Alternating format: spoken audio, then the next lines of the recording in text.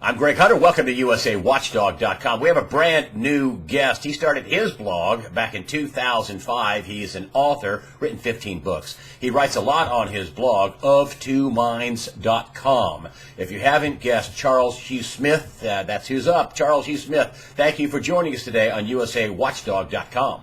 It's my pleasure, Greg.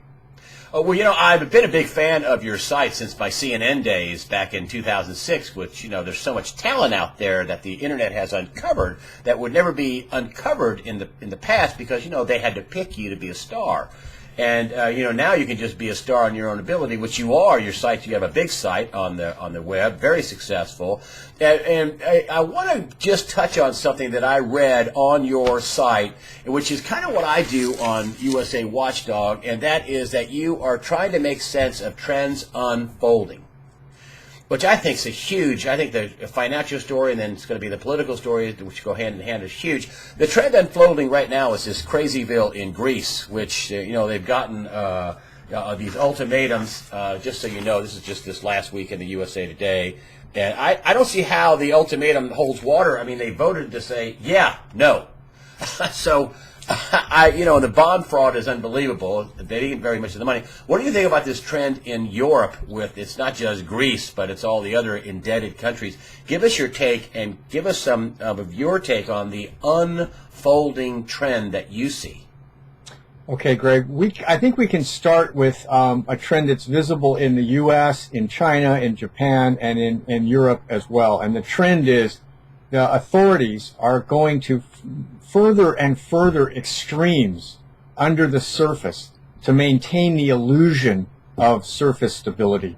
And so in Europe, the problem with Europe is that the euro was doomed from the start. And I'm not saying this as the only person who thought of this. Many people said the problem is when you have one currency and very different kinds of economies, say Greece and Germany, then there's no way to correct the imbalance between those two in terms of trade deficits, productivity, except debt.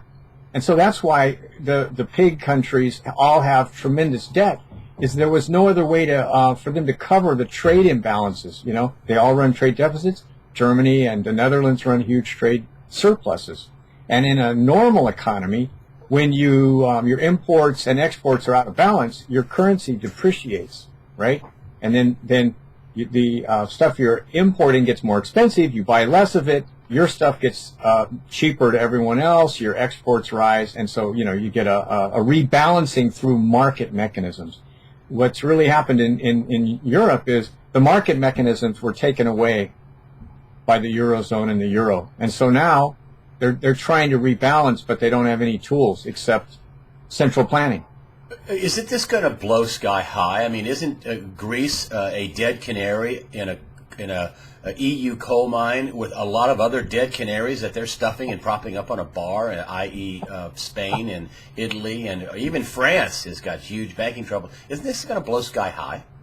Absolutely, Greg. And we can look at the Lehman moment in the U.S. in 2008 for what the European authorities are terrified of, namely that the enormous extremes of leverage and risk suddenly become apparent to everybody, and then the selling starts. And so the problem in Europe was the Greek debt was all created by the German and French banks.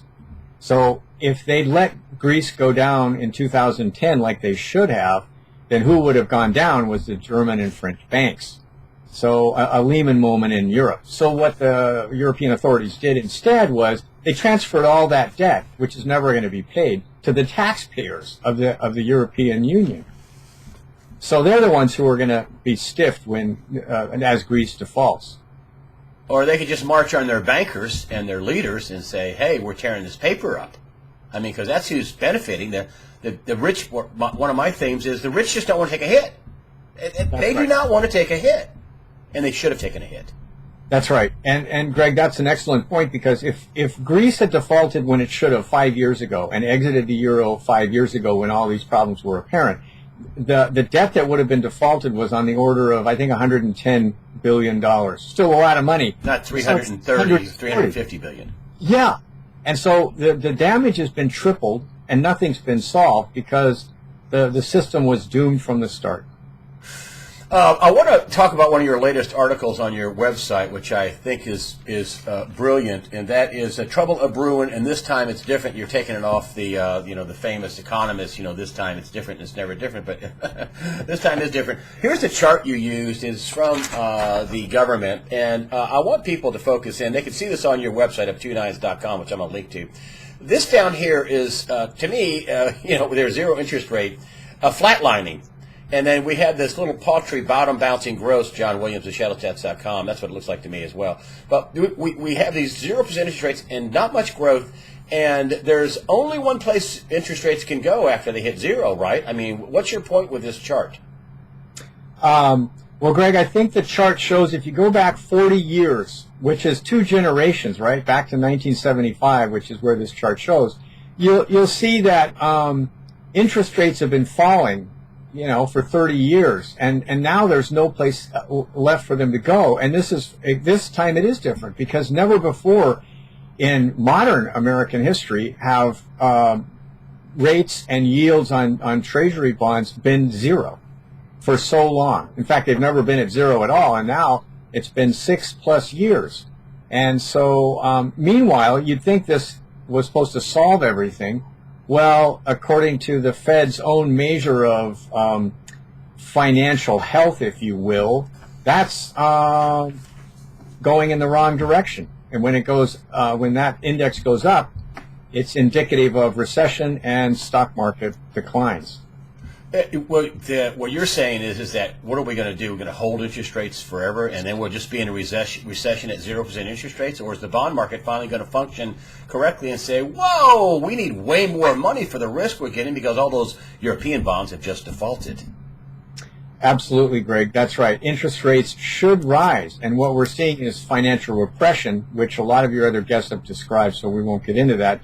That instead of letting the market decide what the price of risk should be, central banks have pushed it to zero. And in Europe, it's negative rates, right? And so how much lower can you get below zero? Well, you can go negative, but it doesn't seem to be working. It's not fixing what's broken. And that's the unfolding trend. All these things the central banks and authorities are doing, they're not really fixing what's broken. They're actually creating more problems. Well, some people want a fix on this. And, what I have come to the conclusion, and please tell me your conclusions, and I think you think there's great opportunity in change, but the change is going to be ugly. And especially for the unprepared. And I think you can't change until this thing blows. What say you? I have to agree, simply because there's so many vested interests in keeping the illusion of stability. In other words, you've got the banks, you've got the politicians who will be at risk of being voted out if the thing comes apart. And there's a lot of pension funds and other players who are hoping and praying that the thing does stabilize, because they're on the hook for huge losses if interest rates rise or the stock market declines. But it's baked into the cake, is it not? It's going to blow. Right, because the trend we're really describing here again, Greg, is the extremes of policy that are being done to maintain the surface illusion of stability are guaranteeing that it's going to blow. Because once you have extremes, then the risk and volatility eventually rise and explode. That's just the way systems work. That's what history shows us. Well, last week I don't mean to laugh, but last week the FBI said we'll be all over that flash crash. We're gonna lend our really. You're gonna tell us if there's a fraud involved. The FBI, the FBI, the Justice Department, that hasn't jailed or charged a single top banker. J.P. Morgan helped Bernie Madoff in his huge fraud, and they paid a fine. They laundered money for drug cartels and for countries on the terror list. What? And the FBI's so our fraudulent leaders and our fraudulent bankers are okay as long as it's our fraud. But if it's somebody else wrecking our little fraudulent game, whoa, we're going to be all over that. Is that a fair appraisal of what's going on? The extremes is what you're talking about? Unfortunately, that's exactly what's happened. And so one of the other trends that's unfolding, Greg, as a result of this, people are losing faith in the system, and they're feeling they may not be able to put their finger on it, but they're feeling a rise in financial insecurity. Even people that work for the state and local government, that their pensions seem rock solid, even they're worried. Even they understand that they may not get their full pension, because when the thing falls apart, all guarantees are off the table and the rules will change. I pity people who have any kind of a state or federal pension. I mean, or any pension, really, frankly. I mean, isn't all that stuff just going to go poof? Yeah, it's hard to know what's going to happen, Greg, but we can look at history. Like recently, it's like Cyprus before, bail-ins where the banks and the government will take whatever money you have in the bank to save the bank. In other words, it's not really your money, it's the bank's money. And the idea that it's your money is another surface illusion. And tax rates can go up. As Gordon Long and I discussed, he's a recent guest of yours, the tax rate on Social Security kicks in at some really low amount, like $35,000-$40,000. So, they can easily start taxing your pension and taxing it higher and higher until you get 50% of it. And we all know inflation's much higher than stated, at least in healthcare, higher education, all the big ticket items. So maybe they'll just keep the pension frozen and eat away at it through inflation. And all these things history says all these things are in the tool bag of authorities. They could just say, hey, forget it, we can't pay. I mean, that's what's going to happen in Greece. And, I have a lot of friends, when I talk to them about, very few of them knew about Cyprus. I mean, I have friends on the internet, I have friends that I talk to, and people, acquaintances. They don't know, hey, what, huh, Cyprus, and now Greece. And, it's the same thing that happened. And people say, what's going to happen? I said, watch Cyprus. So now we have Greece, and probably in short order, I think at least Spain and Italy and Portugal are going to hit the rocks, you think? Yeah, and let's look at those numbers real briefly, Greg. I think Spain's debt is €1 trillion, Italy over $1 trillion. I mean, we're talking fairly serious money here. Trillion here, trillion there. Pretty soon you're talking serious money. So, I compare it to a household, partly, Greg. In other words, this gets abstract, when we're talking about trillions and all that. But if you, say, lose your job and you can't cover your mortgage, the best thing to do is take the pain, take the hit, totally adjust your life, your goals, your workload, and get through it, right? Start over, reset. Well, that's what they're not allowing the system to do, right? That's why the pain in Greece just keeps going on and on, whereas if they'd defaulted, exited the euro, and reset, taken the hit, they'd already be on the road to recovery now. Yeah. Well, that's the tragedy. The more you try to hold up a rotten, corrupt, failed, unsustainable system, you're just creating more pain and lengthening the pain. I don't want to get too deep into the woods, but I mean, Germany's got to be terrified about Deutsche Bank, and I keep bringing this up because it's just astounding that a bank that has, 73, 75, something like that, $1 trillion in derivatives. I mean, it's 20 times the German economy. Angela Merkel knows that's going on. She absolutely. And how do you unwind something that big without crashing Germany and everybody else in the world? I mean, isn't that what's coming? A world. I mean, the big picture here is that people in America think that's that Europe is like Las Vegas, and what happens in Europe stays in Europe. But that's coming here, is it not? It's going to go around the globe, is it not?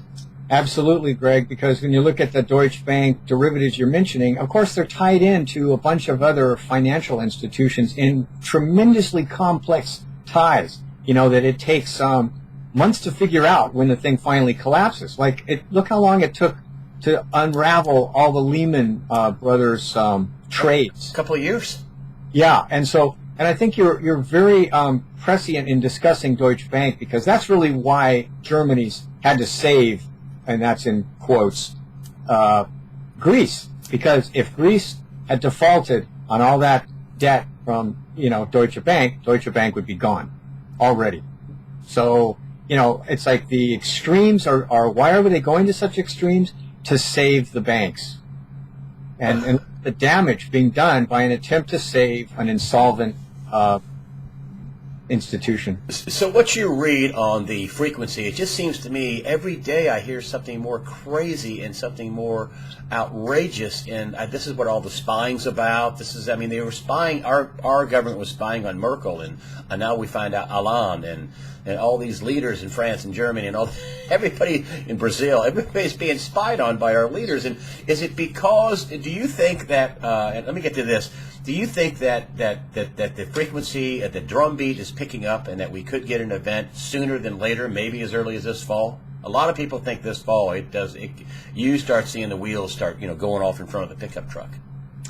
Yeah, and I see the motivation and the trend unfolding along those lines. Now, they may be able to save it for another quarter. Maybe it'll be the first quarter of 2016. We don't know the exact timing, but they just keep winding the spring tighter and tighter in an attempt to control the exact circumstance that they're all afraid of, which is the wheels falling off, right? So all the spying, all the manipulation, the propaganda, the plunge protection team, it's all about trying to control events, right? And so when things spin out of control, then they've already used all the tools they have to try to control the thing. And so, yeah. That's what the Bank of International Settlements came out and said, which I thought was stunning. And everybody just went, none of the business channels, which I watch a lot of, none of the news channels. I mean, whoa, wait a minute. The Central Bank of Central Bankers came out and said, in the next crash, we're done. You can't be helped. I mean, that's exactly what they said, but that's what they said. Do you think that they're warning because it's closer than farther away, that maybe it's this fall? I mean, what's your timeline? What would you if you were going to hazard a guess, and this is only a guess, what would you guess that if we're definitely going to have a crash? What's your timeline? I think there's definitely going to be some sort of event, and we're starting to see it now. And maybe they'll stretch it out into September, October, which, as we all know, historically is when crashes tend to occur. And then they might unleash some sort of save, QE 4, 5, 6, whatever. They may pull some thing out of the hat, and then that would kind of cover things up again for another few months. But I think definitely by 2016, there's going to be events that they're unable to control. And we start seeing it, Greg, in the market action today. It's really unhealthy when the Dow is up 250, then it's down 250, then it's up 200, then it's down 200. I mean, these wild swings, they're reminiscent of 1929. And anybody that doesn't see that is missing the boat. That when the markets are swinging wildly, bull, bear, 1-2% swings all the time, and this is not just in the U.S., it's also, China and other markets. This is an indication that the wheels are coming off, because this is not a sign of a healthy market. You are in California, correct? Yes. You got to be worried about that drought out there. I mean, history doesn't repeat, but it rhymes. And the Dust Bowl days were in the 30s, and whew, man, you look at a rain map on California, and just in out west in general, but California is ground zero of zero water. And how are you coping with that out there? Yeah, well, Greg, that the key point of the drought here is actually because California grows so much food and ships it to the rest of the United States and the world. Actually, like 80% of our water is agricultural use, and 80% of that is exported. So actually, we're exporting our water in the form of vegetables and fruit and almonds. And so if you try to cut back on that, then you lose your exports, and people around the world have less lettuce, almonds, and all the other stuff grown here. So it's something to watch. If we don't get rain in the next year, it's going to be extremely problematic. How are you protecting your friends and family? I mean, what do you tell people to do? I mean, you painted this terrible picture, and there's something people can do. I mean, do they just buy physical food and water and tires for their cars, batteries, and just get themselves completely set as best they can? Yeah, I think, well, Greg, my advice kind of goes along two paths. One is if you can start growing your own food, and I know that's not going to happen in December in North Dakota, but I mean when the weather's good, and if you have a little plot of land or start growing your own food and cut back on things. Like, in other words, if you don't need so much fuel every month, that leaves you less vulnerable to a spike in gasoline prices or whatever. And if you cut your expenses, then you're reducing your vulnerability to a layoff or a cut in your hours. That kind of thing. Cut back now and don't wait for it to be forced on you later. That's right. Good advice. Really good advice. And what about gold and silver? I know you're not really a gold and silver guy, but just your thoughts, being as I got you here. Actually, I've often been accused of being a gold bug. As anybody who's in favor of assets that can't be depreciated by the government at will. That's the thing.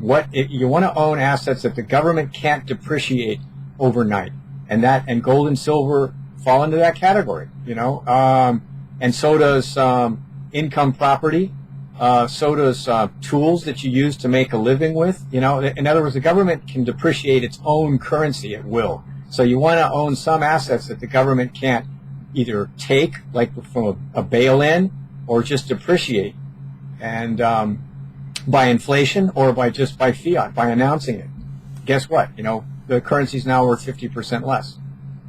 That would mean gold and your tools are worth 50% more. Yeah, and so gold and silver are definitely part of the spectrum of what we might call like material or tangible assets, and those are the kinds of things you want to own. And finally, just to end on a positive note, you say that this change could be an opportunity, and that's what you say. You fall into the camp that it could be an opportunity, especially for people who are prepared. And obviously, you seem to be on with it, and you are with it, and you write about it and are prepared. Briefly, the opportunity you speak of. Well, Greg, I think we can look at innovation as a threat. And it is a threat to the vested interests, the monopolies and the cartels and the politicians and all those guys who are making a killing on the system as it is now.